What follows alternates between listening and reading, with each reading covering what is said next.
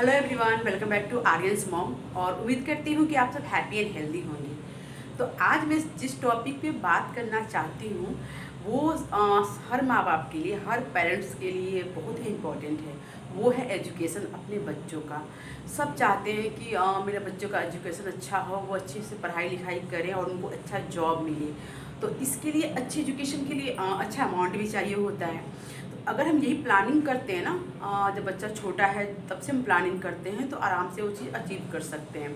तो चलिए पहले हम बात करते हैं कैसे करना है। तो सबसे पहले मैं आपसे ये कहना चाहूँगी कि मैंने एक छोटा सा नोट बना के इसमें रख ली हूँ, ताकि कोई पॉइंट में भूल ना जाऊँ, क्योंकि जब शूट करते करते कभी कभी माइंड से स्लिप हो जाता है। तो इसलिए मैंने इसमें सारा नोट करके रख ली हूँ। तो सबसे पहले मैं आपसे ये कहना चाहूँगी कि देखिए, एजुकेशन के लिए, शादी मैरिज के लिए, इन सब के लिए लोन अवेलेबल है, ठीक है। लेकिन अपने रिटायरमेंट के लिए कोई लोन नहीं है। तो सबसे पहले एक छोटा सा अमाउंट अपने लिए, खुद के रिटायरमेंट के लिए ज़रूर इन्वेस्ट करें। क्योंकि देखिए, एक समय आएगा जब आप जॉबलेस हो जाएंगे, आपके पास कोई जॉब नहीं होगी। जब रिटायरमेंट का एज हो जाता है 60 साल पे, तो नहीं होगी, बट खर्चे तो होंगे और कहीं ज़्यादा होंगे अभी से। क्योंकि एक एज के बाद थोड़ी बीमारियाँ कुछ शुरू हो जाती है, कुछ ना कुछ प्रॉब्लम शुरू हो जाता है। तो उस समय कुछ ना कुछ अमाउंट हमें हमारे पास अगर रहे तो ज़्यादा अच्छा होगा। तो मैं एक छोटा सा अमाउंट बताऊंगी, जिसको मतलब सब कर सकते हैं। तो वो ऐसे थोड़ा सा इन्वेस्ट आप कीजिए, उसके बाद बच्चे के लिए प्लानिंग करते हैं। तो सबसे पहले मैं बताऊंगी 500 रुपीज़ के लिए, कि ये तो इतना तो सब कर सकते हैं, मंथली 500 रुपीज़ सब कर सकते हैं। तो मैं अगर एज 25 का है, तो आप अगर 500 रुपीज़ हर मंथ जमा करते हैं तो 12% के रिटर्न के हिसाब से आपके पास हो जाएगा लगभग 32 से 33 लाख रुपए, ठीक है। तो आप सोचेंगे कि 12% रिटर्न कहाँ मिलता है, बैंक में कहीं मिलता नहीं है। जी मिलता है, बिल्कुल बैंक में ही मिलता है, बट आपको एसआईपी करना पड़ेगा। एसआईपी होता है सिस्टमेटिक इन्वेस्टमेंट प्लान, जो बैंक में ही होता है, जो सरकारी बैंक हो या फिर प्राइवेट बैंक हो, उन्हीं में होता है। तो इसमें क्या होता है कि आप हर मंथ आपके अकाउंट से कुछ अमाउंट जो आप फिक्स करेंगे, जैसे 500 रुपीज़, तो वो अपने आप कटते रहेगा। आपको जाके कुछ जमा नहीं करना है, कुछ नहीं करना है, बस एक बार आपको फॉर्म फिलअप करना होता है, जो उसका जितना भी डॉक्यूमेंट KYC वाईसी हो वो करना होता है। और इसमें ऐसा नहीं है कि अगर 12% मिल रहा है तो कोई फ्रॉड तो नहीं है, ऐसा कुछ नहीं है। सरकार की तरफ से इसको मान्यता प्राप्त है, इसको म्यूचुअल फंड कहते हैं। तो ये आप कर सकते हैं। अच्छा देखिए, अगर ये 500 रुपीज़ आप करते हैं तो आपके पास हो गया लगभग 32 लाख रुपए, ठीक है।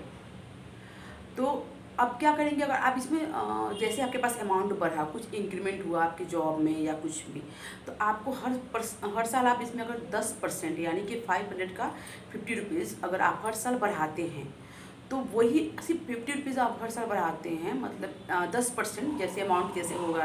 अभी तो 500 का 50 रुपीज़ ही होगा। तो जैसे बढ़ाएंगे तो वैसे ही ये हो जाएगा आपका 35 साल के बाद आपका ये जो अमाउंट हो जाएगा वो हो जाएगा आपका 80 लाख रुपए। 80 लाख रुपए हो जाएगा। देखिए 80 लाख रुपए सुनने में तो लग रहा है कि ज़्यादा है, लेकिन महंगाई देखिए तो 35 साल के बाद महंगाई कहाँ भाग जाएगी, बहुत ऊपर। बट हाँ, ये है कि कुछ अपने पास रहेगा, ना की जगह हाँ कुछ तो रहेगा, बिल्कुल।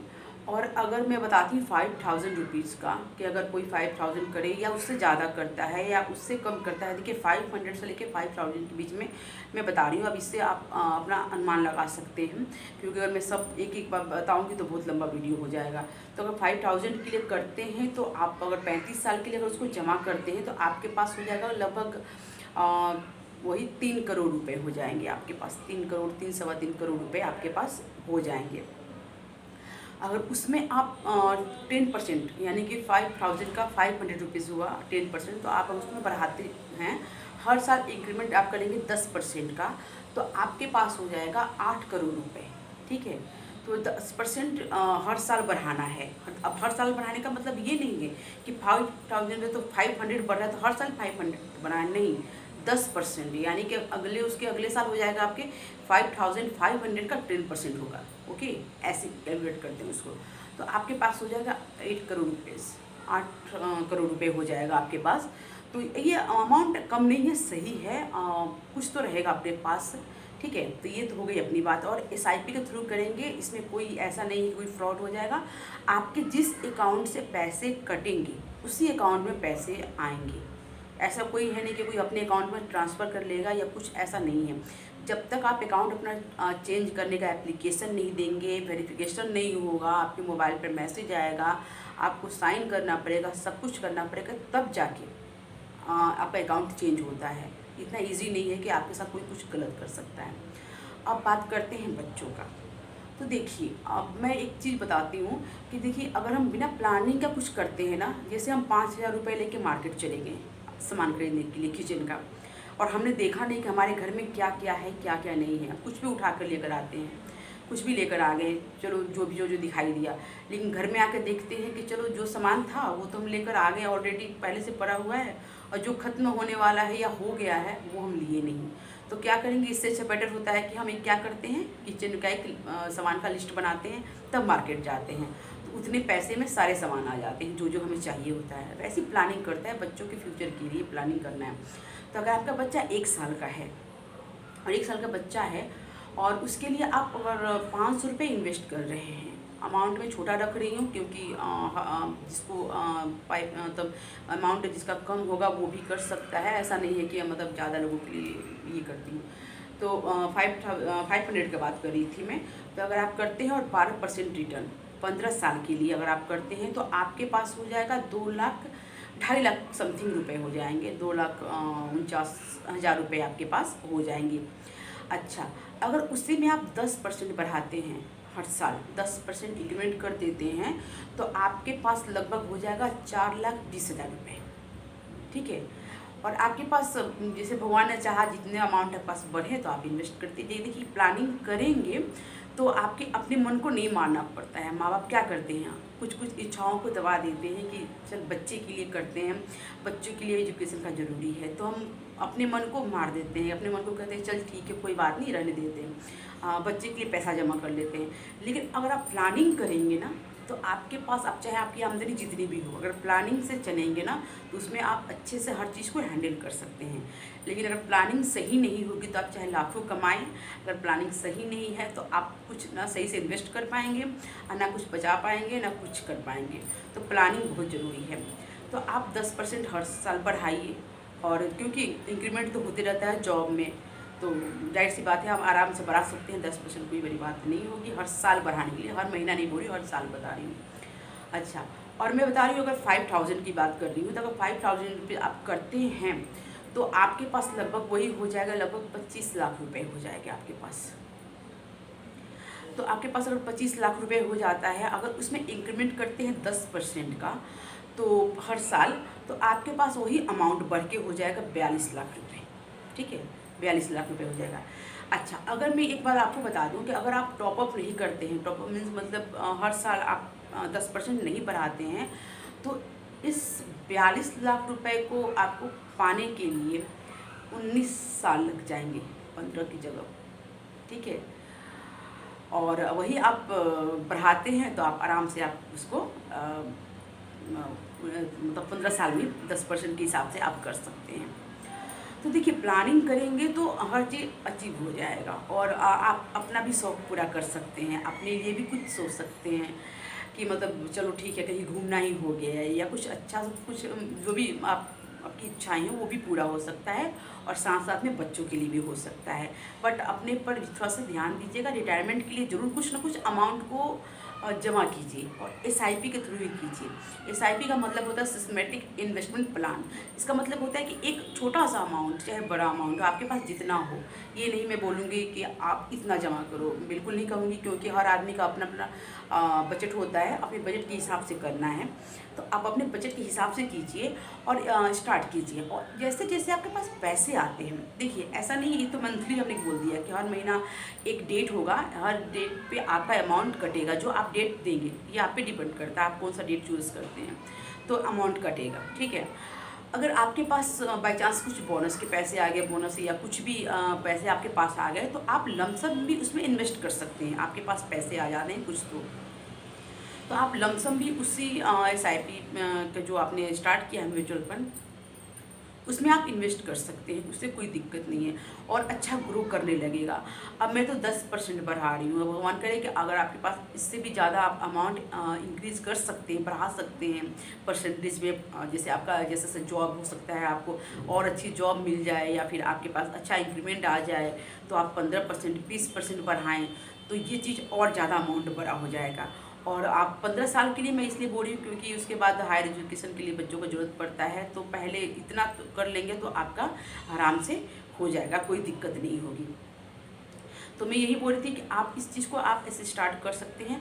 अच्छा, नेक्स्ट वीडियो में मैं आपको बताऊंगी कि आप किस किस म्यूचुअल फंड में आप पैसे इन्वेस्ट कर सकते हैं और कौन सा सेफ़ है। जैसे कि देखिए, आप जब इन्वेस्ट करें तो इस चीज़ को ध्यान रखिए म्यूचुअल फंड में कि उसका जो बेंचमार्क होता है, जैसे कि एक मैनेजर है जो किस चीज़ को मैनेज कर रहा है, तो उसने एक बेंचमार्क किया है कि हाँ मैं हर इस साल 10% तक जाऊंगा, तो उसने उस चीज़ को उसने पूरा किया है कि नहीं। बेंचमार्क उसी को बोलते हैं।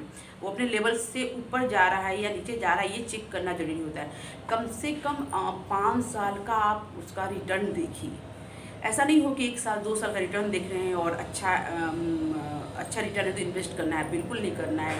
आपको 5 साल का आपको रिटर्न देखना है, उसका रिटर्न कैसा है तब इन्वेस्ट कीजिए।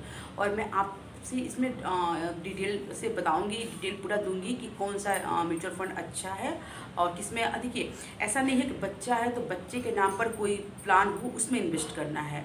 आपको करना है, आप कीजिए, कोई दिक्कत नहीं है, बट आप इक्विटी में जमा कीजिए। और अगर आप इक्विटी में 7 साल से ज़्यादा समय देते हैं तो मैं तो 12% रिटर्न बोल रही हूँ। इसमें 20-25% तक रिटर्न आता है, बट 12% से ज़्यादा हम इस चीज़ को नहीं कहते हैं क्योंकि कभी हो जाता है कि कभी आए कभी ना आए, लेकिन 12% आता ही आता है। और आप सबको पता है कि बैंक में इतना कहीं नहीं मिलता। अगर आप पैसा कहीं जमा करते हैं तो कहाँ सेविंग बैंक में इतना पैसा मिलता है। और मैं मम्मियों से भी कहना चाहती हूँ कि जैसे मम्मियाँ होती हैं, कुछ महीने का खर्चा होता है जो उनको खर्चे के लिए पैसा रखती हैं, उनमें से कुछ पैसे अगर बच जाते हैं तो वो घर में ना रखिए उस चीज़ को।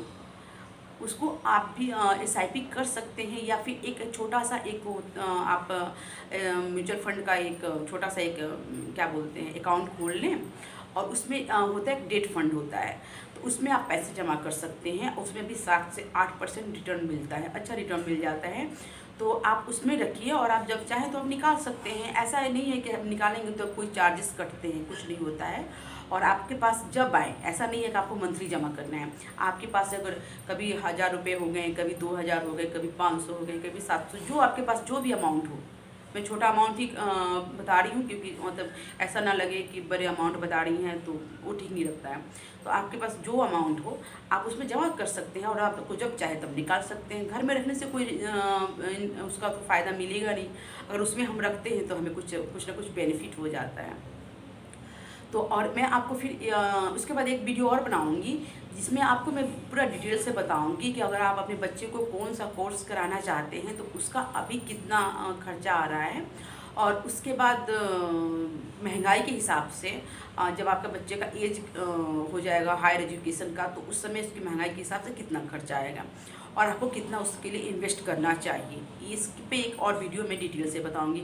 ये तो मैंने लमसम बताया कि आप ऐसे कर सकते हैं, बट SIP ज़रूर कीजिए। जितना भी अमाउंट से आप शुरू कर सकते हैं, 500 से आप शुरू कर सकते हैं, कम से कम इतना तो करना चाहे तो कर सकते हैं। और बाकी आप पे डिपेंड करता है, आप जितना इन्वेस्ट करना चाहते हैं आप कर सकते हैं, कोई दिक्कत नहीं है।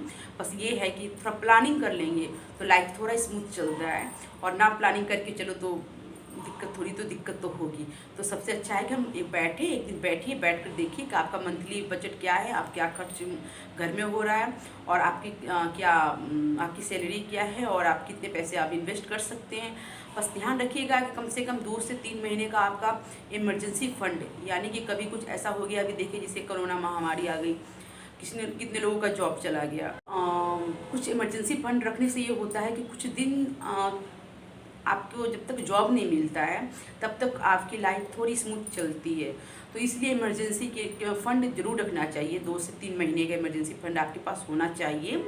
और कभी ज़रूरत ना पड़े, भगवान ना करे कभी इमरजेंसी फ़ंड का किसी को ज़रूरत पड़े, बट प्रैक्टिकल होना ज़रूरी है। तो इसलिए थोड़ा बहुत अमाउंट अपने सेविंग अकाउंट में रखना ही चाहिए।